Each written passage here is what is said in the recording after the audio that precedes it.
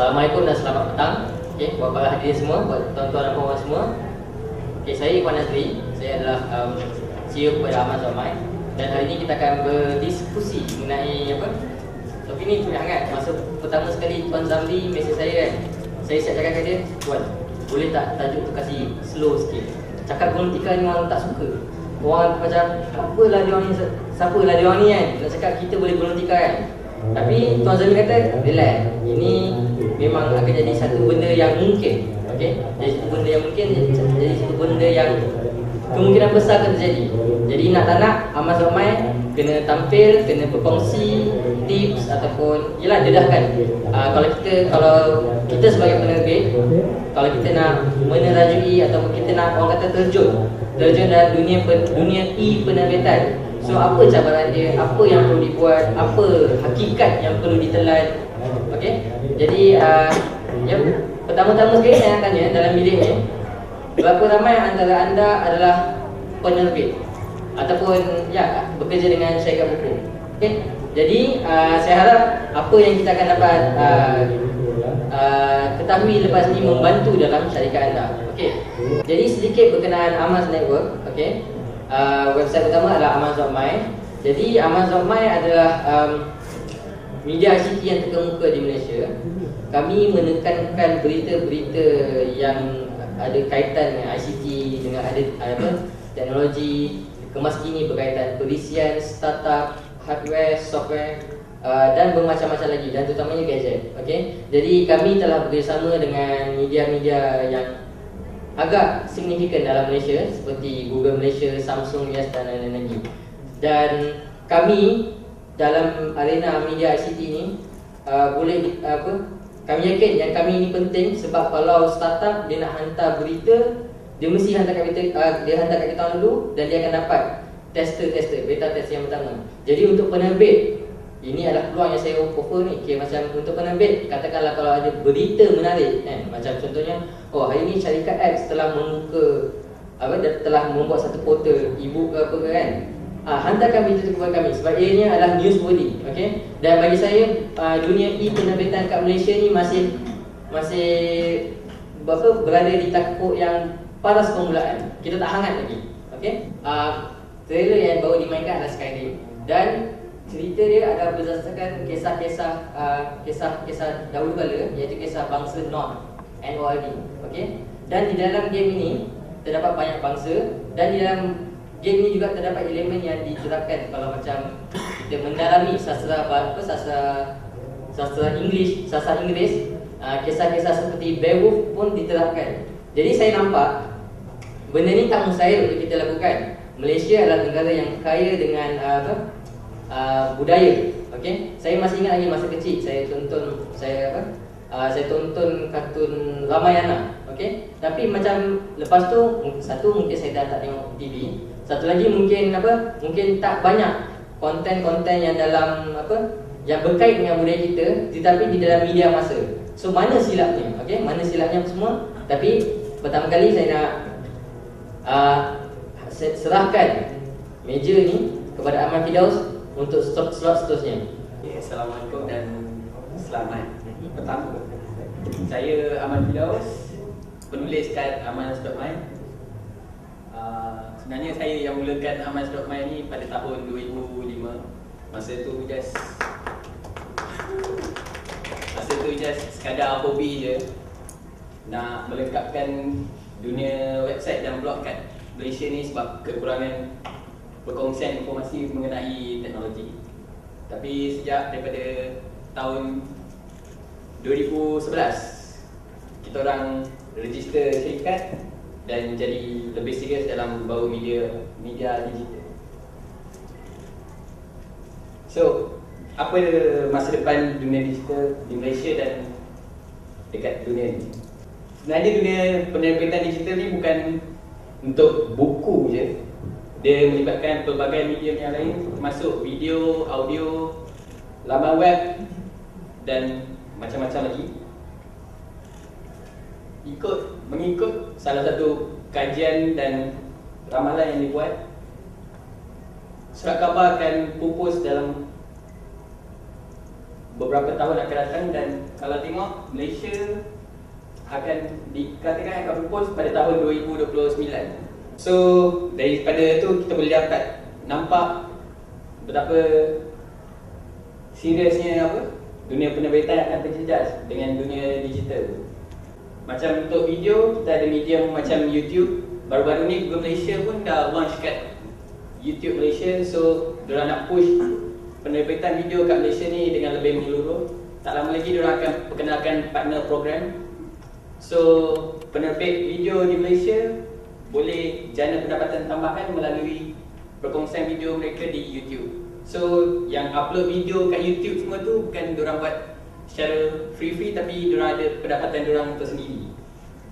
Untuk audio pula kita ada media macam SoundCloud, Facebook pun ada support upload video kat kalau tak silap. Untuk buku, dengan peningkatan tablet, smartphone semua, penerbitan buku juga semakin beralih pada dunia digital. Web dan lain-lain tu macam sekarang tengok berita harian Metro semua diorang ada buat live update kalau pergi kat satu-satu event tu. Tak macam dulu, kalau media tradisional kita kena tunggu dalam masa sehari untuk dapat berita semasa. Sekarang kita boleh dapat berita lebih pantas daripada web. So kenapa penerbitan digital? Dengan peningkatan teknologi yang digunakan dari hari ke hari, penerbitan digital makin jadi salah satu medium utama dalam perhubungan harian kita. Twitter pun dah jadi macam satu media yang besar walaupun kita kongsi dalam 140 perkataan je. Facebook pun dah jadi salah satu medium untuk berita bergerak dengan pantas. So penerbitan digital hari ini ada pelbagai medium macam yang pertama tu iBooks daripada Apple, Google Book daripada Google. Kalau tak silap ada ramai penerbit tempatan yang gunakan Google Book juga. Salah satunya PTS. Lepas tu Amazon. Siapa yang pernah guna Amazon tu maybe tahu diorang boleh beli buku fizikal dan juga buku digital daripada Kindle dan lain-lain. Yang ketiga tu Maxis. Maxis baru-baru ni ada launch diorang punya platform untuk penerbitan digital, dinamakan Maxis eBook. Diorang ada tanda tangan perjanjian dengan 2-3 syarikat tempatan membawakan buku digital dalam bahasa Melayu, bahasa Inggeris. Terus daripada tu, tapi nak beli tu kena ada nombor hotlink atau Maxis sebab dia deduct kredit daripada nombor 012, 017 gitu. Yang lagi satu tu eCentral, medium penerbitan untuk iPad. Yang eCentral ni daripada syarikat tempatan juga, fokus sepenuhnya untuk penerbitan buku bahasa Melayu dan bahasa Inggeris. Yang ketiga, IO. Salah seorang rakan kami akan berkongsi dengan lebih lanjut mengenai IO selepas ni. Lagi satu, Wood Media. Diorang pun salah satu syarikat penerbitan digital baru, akan melancarkan produk mereka dalam masa terdekat, memfokuskan pada penerbitan digital juga. Kalau tengokkan syarikat-syarikat besar di Malaysia pun ramai yang dah beralih pada penerbitan digital. Contohnya macam NST, diorang dah launch diorang punya tablet Android, aplikasi Android, aplikasi iPad, menawarkan berita dengan percuma. The Star mempunyai aplikasi diorang tersendiri, menawarkan berita secara percuma dan juga berbayar. So kita tak payah pergi ke kedai buku lagi untuk beli surat khabar. Sebaliknya boleh terus beli surat khabar digital terus daripada iPad. PC.com pun baru-baru ni melancarkan diorang punya aplikasi iPad tersendiri.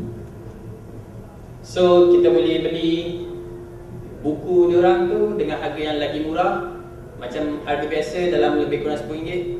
Kalau daripada pakai digital ni, diorang boleh dapat potongan harga lebih kurang 50% diskaun dia sebab tak ada kos penerbitan. So penerbitan digital, anda bila lagi? Jadi servis tukar tangan. Okey, jadi kalau kita tahu tadi melalui Ahmad Firdaus, dia menyatakan yang mana media baru, media sosial menjadi lebih signifikan bukan sahaja di Malaysia tapi di seantero dunia. Dan baru saja kemarin salah seorang jurnalis disaman, nilai dia tak ingat berapa kena saman, tapi disaman atas sebab Twitter dia. Dia tweet satu benda yang palsu, satu benda yang menjatuhkan reputasi orang. Jadi beliau disaman. Saya rasa Terence The Sun ke apa, tak silap saya. Okay, baru je dalam 2 hari lepas disaman 250,000 ataupun 500,000. Jadi sekaligus menampakkan dan menunjukkan keseriusan media baru dan media sosial sekarang. Okey, jadi itu tadi adalah daripada Aman Firdaus. Banyak medium semakin lama semakin pandai, semakin lama semakin berani untuk mencuba sesuatu yang baru. Okey, kalau dulu masa time saya muda-muda kan, saya still muda lah. Kalau dulu kita boleh tengok macam Command Conquer, dia gunakan pelakon yang betul. Yang Halo ni pun dia gunakan pelakon yang betul. Dan bila dia buat 3 trailer menggunakan live action atau pelakon yang betul, ada demand di situ. Peminat kata nak, kita nak movie, tapi diorang deal dan tak jadi. Okay, apapun, saya akan memberikan slot selepas ini. Jadi Aman adalah pengasas Aman Ramai. Saya baru je join tahun lepas. So prestasi saya dia nilai. Okay, jadi saya punya background adalah mereka multimedia, dan ada sedikit 3 projek, iaitu Playable, kemudian kami dan office kami, dan antara projek yang dapat liputan seperti KS Jagoan dan office kami. Jadi kita dah tahu tadi mengenai dunia penerbitan, dunia penerbitan anda bila lagi. Gambar di sebelah kanan, gambar di sebelah kiri anda adalah gambar seorang pasangan nenek dan atuk. Jadi saya rasa 2 hari selepas saya memegang tampuk pemerintahan Amans, so ada peminat kami dekat Facebook tanya, nenek saya nak beli iPad. Ada cadangan tak? Ada ni ah. Jadi saya pun macam biasa buat kerja saya. Saya kata kalau nak beli iPad, ini dia punya cabaran dia, ini lepas tu dia ada cakap dia nak perisian Al-Quran. Ada, kita boleh download dekat App Store, harga dia berapa dolar apa semua. Dan bandingkan harga Quran sebenar dengan harga kat App Store. Yang App Store tu boleh disimpan, dibawa ke mana, senang nak bawa, jauh lagi murah.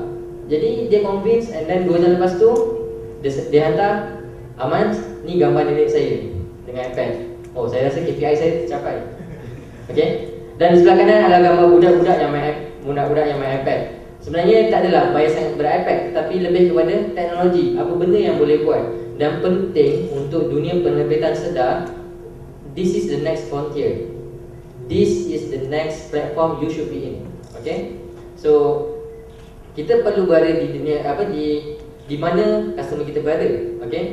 Jadi pada kami, tablet adalah salah satu peranti atau adalah salah satu platform yang perlu untuk semua penerbit yang sekarang ni perlu ada kat situ.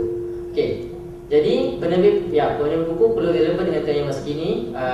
Kena ada pelan-pelan sangatlah untuk menuju era mobility dan tablet yang popular. Jadi kat sini ada 3 jenis, 3 topik yang saya nak cover. First, mungkin kita boleh tukar saja jadi e-book. Atau yang kedua, kita menyertakan CD-ROM bersama buku. Dan yang ketiga, kita buat aplikasi khusus untuk produk kita, untuk benda yang kita terbitkan, iaitu aplikasi iOS dan Android.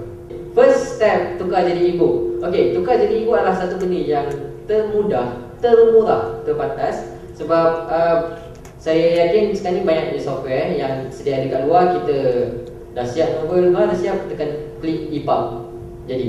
Dan kita boleh start jual dekat Kindle. Dan market dia pun banyak pengguna di Malaysia. Market e-book sebenarnya mempunyai pasaran di Malaysia. Sebab untuk makluman, kita memang masyarakat yang sentiasa dah pegang gadget. Kalau kita tengok kawan kita tu, hari ni pakai S2, lusa dah pakai S3, lusa announce terus beli S3, Samsung Galaxy S3 kan. Jadi sebab gadget kat Malaysia ni cepat. Sebab arus pemodenan tu cepat. Arus pemodenan cepat. So gadget pun senang masuk kat Malaysia. Jadi kita memang banyak pengguna kat Malaysia. Cuma tinggal kita sebagai penerbit, kita nak terbitkan bahan apa. Jadi pertumbuhan jualan tablet meningkat 509% pada suku keempat 2011 berbanding suku keempat 2010. Sumber ni ada juga dalam website kami dan ada juga di website ZDNet Asia dan statistik ini berasal daripada syarikat analisis yang digelar GfK Malaysia. Okey. Jelas sebab nanti yang mungkin ada siapa-siapa yang nak libat lah. Ahmad sebenarnya kau dapat info ni kan? Kita dapat dari GfK Malaysia dan sumber yang tu juga di quote oleh ZDNet Asia, which is media yang reputable juga. Jadi kalau kita tengok kat sini, pertumbuhan jualan tablet meningkat 509%.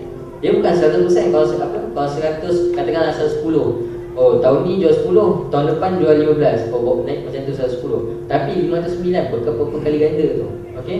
So bayangkan dan untuk makluman kalau kita tengok tablet dia punya akses dia kepada market sama ada yang muda atau yang tua, dia lagi senang. Kalau macam adik saya yang baru ni pun dia kata kalau dia dapat UPS 6A nak iPad. Saya bomboi nak iPad. Dulu saya nak minta PS3 pun tak boleh. Sekarang senang-senang nak minta iPad apa semua. Tapi harga gadget pun semakin murah. Okey, kalau kita tengok Galaxy Tab, Galaxy Note katakan. Galaxy Note bagi saya dia smartphone tapi saiz dia tu sedikit ke arah tablet. Dia besar, dia jelas. Okey. Jadi Galaxy Note tu pun kerap dibeli oleh pengguna dan dia orang sentiasa macam nak baca, dan kelebihan untuk Galaxy Note tu dia boleh buat sketching apa semua. Jadi kat situ kita nampak pertumbuhan jualan tablet ni memang semakin meningkat dan saya tak nampak dia akan jatuh. Kecuali kalau ada something wrong kan. Mungkin jualan tablet akan jatuh. Okey? Sebab nak tak nak device semua makin murah. Device semua makin murah, makin accessible dan market kita tu makin growing. Bukannya market kita makin losing, okey, makin kurang. Okey. Seterusnya, untuk tahun 2011, lebih setengah juta tablet terjual pada tahun 2011. Okey, dan nisbah punya tablet dengan laptop 48-52. Okey. Sumber ni juga daripada Aman, ZDNet Asia dan GfK Malaysia. Jadi kalau kat sini kita dapat tengok macam yalah, kalau kita dulu mungkin kau bersedia nak dapat nak dapat netbook. Sekarang tak main dah netbook, orang main tablet je. Okey. Jadi kat sini memang kita dapat nampak peningkatan tablet ni. Sebab tablet macam yang the late Steve Jobs cakap lah. Okey. Antara iPhone dengan laptop ada satu gap. Dan gap tu adalah tablet, bukan netbook. Netbook hanyalah komputer murah. Tapi tablet ni sebab kita pakai jari kita drag sana drag sini apa semua kan. Kita ada dia punya tata cara penggunaan yang berlainan dan oleh itu tablet adalah salah satu segmen market yang patut syarikat penerbit semua fokus pada area tersebut. Tadi kita sebut pasal e-book. Sekarang kita sebut pasal CD-ROM bersama buku. Jadi CD-ROM bersama buku salah satu cara untuk menambah nilai pada buku melalui metode tambahan. So kalau kita tengok buku-buku mungkin adik kita, buku anak kita semua dah ada dia SPM tinggal telefon. Betul ada CD. Betul masuk CD tu adalah courseware dia, ada tata cara dia.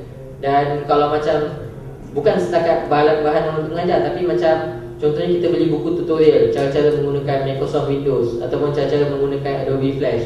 CD dah disertakan dalam tu dan dalam tu ada file juga. Tapi salah satu trend kat sini, semakin lama CD dah tak ada dah. Okey, tapi bila kita beli buku tu, download file tutorial daripada website sekian. Okey, jadi itu salah satu cara jugalah di mana yang boleh menambah nilai kepada pengguna. Kalau katakanlah kita beli buku disk and then belakang tu ada kod, download metode tambahan dengan kod ini apa semua dan kita dapat maklumat tu. Tapi saya tidak pasti buat dunia penerbitan di Malaysia. Yang CD-ROM untuk bahan bantu mengajar memang selalu kita tengok. Okey, tapi CD-ROM untuk benda lain macam mana? Okey, cabaran kalau kita nak develop CD-ROM bersama buku ni pula, ataupun dia tak sebenarnya CD-ROM, mungkin file kita letak kat website kita untuk user download kan. Dia memerlukan masa dan kos untuk membangunkannya. Berbeza dengan e-book tadi. E-book tadi kita dah set e-book tu, kita tengah publish lah. Okay? Jadi CD-ROM bersama buku ataupun alat bantu mengajar bersama buku, dia perlukan masa dan kos untuk membangunkan dia. Okey. Di sini saya nak kongsikan sedikit Metal Gear Solid digital graphic novel. Okey, untuk makluman, Metal Gear Solid adalah salah satu franchise permainan. Sekali lagi saya ulang, franchise permainan. Dia orang bukannya berasal dari dunia penerbitan, dia orang bukannya berasal dari dunia buku. Dia orang berasal dari dunia game. Orang main game habis 10 jam sukses. Okey? Tapi kenapa dia orang masuk dalam dunia macam ni? Sebab dia orang dah ada fan base. Jadi saya yakin dengan franchise yang dunia penerbitan dah ada, macam Ain Masalah ke ataupun Umat Rindu ke apa kan, novel-novel tu semua, saya yakin ada je pembaca yang setia. Ataupun novel yang rumit yang saya pernah baca dulu ni Saga, tapi tak bila cerita pasal 3 orang lah. Okay? So kat sini kita tengok dunia permainan ni dia terjun dalam dunia penerbitan untuk satisfy, untuk memuaskan kehendak pembaca, memuaskan kehendak gamers. Okay? So okay, kita pilih dulu mengenai digital graphic novel. Dan saya harap kalau syarikat-syarikat penerbit yang ada buat novel ke apa ke, contohlah kalau novel macam biasa je kan, cerita hanggang apa, mungkin ada inisiatif nak buat digital graphic novel. Jadi dalam digital graphic novel ni, pembaca bukan setakat main play je, tapi macam boleh pause, boleh tengok keadaan sekeliling dalam digital graphic novel tersebut. Dan kalau kita perhatikan dari digital graphic novel ni, dia animasi dia tak susah macam nak buat trailer Skyrim ataupun Halo tadi. Tetapi dia satu benda yang doable. Okey, dengan lapakkan graduan ICT kan, benda ni senang je nak achieve dalam software-software yang sekarang lah. Gambar diasingkan layer, bawa sel masuknya tu. Jadi benda ni sesuatu yang mudah dan bukanlah tak ada kos langsung, tetapi ada sedikit kos di situ lah. Tapi at least dia dapat satisfy, dia dapat penuhi kehendak pelanggan, terutama pelanggan-pelanggan yang die hard fan kan. Okey. Jadi ini satu benda tambah nilai. Okey, salah satu benda tambah nilai untuk kalau kita dah buat novel ke, kalau katakanlah macam novel lama Saga Artakusiat contohnya, kalau buat style macam ni, jadi buat macam ni dulu, yalah buat filem 1 juta, 2 juta, 5 juta kan, tak tahu lagi untung tidak. Tapi buat macam ni satu benda yang achievable. Okey, so kalau katakanlah nak test market, benda ni boleh digunakan untuk test market. Okey, sini saya nak demo sekejap mengenai apa yang telah saya lakukan pada tahun 2007 dengan Dewan Bahasa dan Pustaka. Okey, kalau kita familiar dengan karya Melayu Sastra yang lama, Shah Mardan, jadi ini adalah game spin-off. Masa tu Dewan Bahasa jual komik dan dia campak komik tu kat saya. Okey, Ikhwan buat game. So inilah gamenya lah. Ada limitation pada saya punya montaj. Okey, jadi untuk penerbit yang dah ada material sebegini, mungkin boleh cuba untuk berinteraksi bersama pendekar multimedia ke apa ke untuk buat konsep yang lebih kurang macam ni. Sebab benda ni menarik, komik ni laku.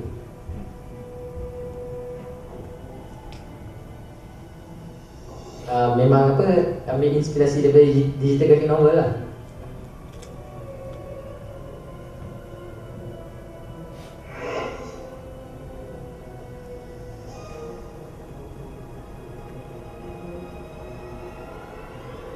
Kalau dia boleh spend lagi banyak kos, boleh buat lah voice over semua. Tapi tak boleh nak buat.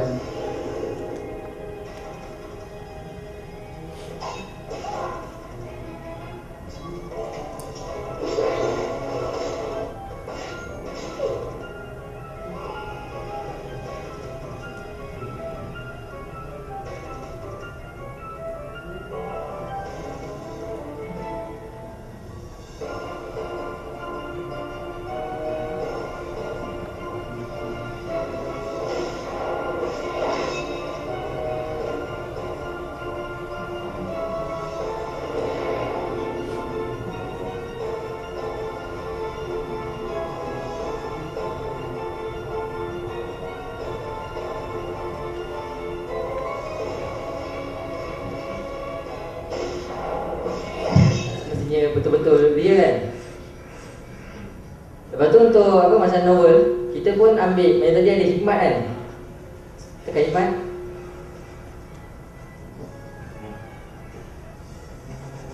Jadi saya yakin banyak penerbit buat komik Ya banyak syarikat penerbit buat komik ada genre dia sendiri. Ini apa dapat tagihan. Kat bawah tu ada anak panah merah sebenarnya yang apa tentukan trajektori dia. Dan markah pemain akan dihantar kepada sistem apa dihantar kepada website Dewan Bahasa Pusaka. So kat situ dapat tengoklah markah semua masing-masing macam mana kan. Masing-masing prosesi macam mana. Jadi saya tak langsung dia macam sebab bila kita buat material sebegini, kita kena build, kita kena bina fanbase. Jadi ni salah satu fan service lah orang katakan. Okay. Ni saya bagi mati je.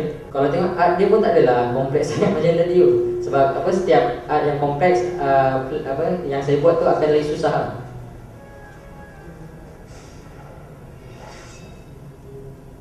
Jadi okey, saya skip. Cuma sedikit malang cerita dia pendekar tu matilah sekali. So bila orang main lah aku mati, baik tak payah main kan.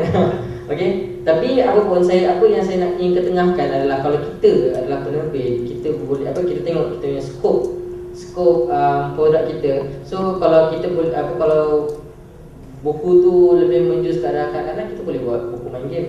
Kalau katakanlah kita keluarkan buku resipi contohnya. Kalau katakan kita keluarkan buku resipi, kita boleh keluarkan satu aplikasi iPad ke Android ke. Aplikasi dia senang je. Mungkin timer atau alarm. So macam hari ni saya nak masak cupcake. Masak cupcake start 20 minit letak telur macam tu semua. So kat situ kalau kita dah jual buku buat cupcake tu. Jadi kat situ pembaca baguslah company ni dia siap ada buku dia lagi. Buku nak buat cupcake tu satu buku. Tapi aplikasi kat mobile phone dia tu macam boleh membantu dia lah. Okey. Dan pada masa yang sama saya tahu semua penerbit kat sini lah kita nak grab dia orang. Kita nak tangkap dia orang. So macam on certain minggu ke ataupun sebulan sekali ke kita hantar resipi terbaru. Kita tak semestinya kena keluarkan buku baru. Okey, tapi kita hantar resipi baru, kita kaitkan dia, kita grab dia, kita ikat dia dengan brand kita. So tahu saya kita boleh membina customer base yang kuat. Okey, seterusnya ni adalah satu rujukan game Sorcery. Permainan dalam iOS. Okey. So Sorcery ni main dia simple, tetapi untuk setiap dialog sebab dia ada susun bahasa dia, butang kat atas ni adalah butang yang di sebelah kanan yang nampak macam wifi tu. Kalau kita tekan dia akan kata tweet this. Okey. So secara tak langsung ini menambahkan interaksi dalam dunia internet. Okey. Tapi kat sini Sorcery membolehkan pemain berkongsi sastra yang dihasilkan oleh mereka. Ni saya salah ayat sikit lah, bukan dihasilkan oleh mereka. Tapi bila dia orang nak main, dia orang chatting dengan bukan player lain tapi player komputer. So ada ayat-ayat dia. Okey. Jadi kalau macam kita tengok kat sebelah kanan tu results for Sorcery. Yang ni masa saya nak print screen ni, betul keluar 15 new tweets. Jadi betapa ramainya orang yang menggunakan aplikasi ni. Dan aplikasi ni jual $4.99. Mahal tu. $4.99, $5, $20 So bayangkan kalau dia ada user base yang sebegini, KPI untuk dia. Okay. So tips, letakkan hashtag untuk bawa penarik dalam novel anda. So mungkin lepas ni kita buat novel kan. Novel tajuk dia Ahmad Firdaus kan. Lepas tu page apa ni semua ada ada ayat, quote lah apa kan. So kita type hashtag apa semua kan. Dan kita penerbit, so kita dapat monitor hashtag tu. Nanti kita tunjuk kat bos kita. Bos tengok ni ramai orang baca novel ni kan. KPI naik. Okay. So aplikasi iOS, Android dan tablet. Dia ini adalah salah satu cara untuk kekal relevan dengan pasaran baru. Dan keuntungan diperoleh melalui penjualan secara terus ataupun in-app purchases. Okay. Jualan secara terus macam ni aplikasi ni $5. $5 lah. Okay, $5. Tapi kalau in-app purchases adalah bila kita in-app purchases yang menarik di sini adalah kita offer pengguna satu aplikasi free. Tapi bila masuk mungkin aplikasi pertama yang kedua je yang free. Contohnya macam aplikasi buku cerita. Okey, aplikasi buku cerita yang dibangunkan oleh Teratur Tech. Okey, Forest Fables. Saya download. Lepas tu buku cerita yang pertama je free. Buku cerita kedua, buku cerita ketiga, kisah lain, kisah Sang Kancil dengan Buaya je free. Tapi kisah lain kena beli. Tapi kat situ dapat meningkatkan pendapatan syarikat tersebut. Dan kat sini ada statistik daripada Verizon Developer Community pada bulan Julai 2011. So kalau in-app purchases ni dia dapat meningkatkan pendapatan. Okey, kalau paid with in-apps maksudnya aplikasi tu dah berbayar. Kita beli, lepas tu kita kena beli lagi. So 24% je. Aplikasi yang berbayar 28% yang dibeli ya. Okey. Tapi free dengan with in-apps ni lagi banyak untung, 48%. Sebab ia bagus untuk teknik penjualan, cuba dulu sebelum beli. Yalah, kadang kita punya concern, saya ada concern bila saya beli aplikasi kat iPad semua, macam boleh jual ke, bagus ke aplikasi ni kan. Okey. Jadi kalau macam yang saya terangkan tadi, ada satu aplikasi kita beli, kita tengok bukan kita beli, kita download dia secara percuma sebab dia memang percuma pun.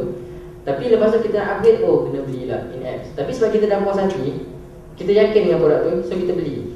So kat sini adalah salah satu arena ataupun salah satu business model yang boleh dimanfaatkan oleh penerbit. Okey. Contoh macam hasilkan satu koleksi buku. Contohlah ni siri manual. Lepas tu siri manual mungkin siri manual berkebun di ladang, membaiki basikal ataupun membetulkan dapur gas. Okey. So siri app tu, aplikasi tu, yang siri tu free. Lepas tu bagi satu manual, manual membaiki dapur rumah. Yang tu free. Lepas tu baguslah buku ni. Nak repair basikal, basikal kena beli pula $1. Apa 99 USD. Point 99 USD. Lepas tu yang RM3-4. Tapi saya tak langsung dapat menjana pendapatan kepada syarikat penerbit.